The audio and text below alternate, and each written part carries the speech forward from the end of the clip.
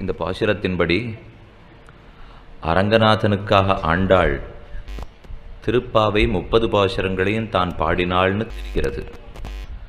பாசுரத்தில் அன்னவயல் புதுவை ஆண்டாள் அரங்கற்கு பன்னு திருப்பாவை பல்வதியம்னு உள்ளது. ஆனால் திருப்பாவையிலே எந்த திவ்யதேசத்தை பற்றின பிரஸ்தாவமும் கிடையாது. அப்படி இருக்கிறச்சே எப்படி அரங்கனுக்குன்னு பாசுரத்திலே சொல்லலாம்? அப்படியே சொல்றதாக இருந்தாலும் கண்ணனுக்கு என்ன சொல்லியிருக்க வேண்டும்? அவள் ஆசைப்பட்டதே கண்ணனுடைய திருக்கைகளை பற்ற.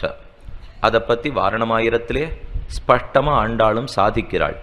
நாரணன் நம்பி மதுசூதன் நடக்குன்னான் வாரணமாயிரம் சூலவளம் செய்துங்கிற பாசுர அவதாரிகையிலிருந்தே பெரியவாச்சான் பிள்ளையும் கண்ணன்வான் வந்து கைப்பிடித்ததாக ஸ்பஷ்டமாக சாதிக்கிறார்.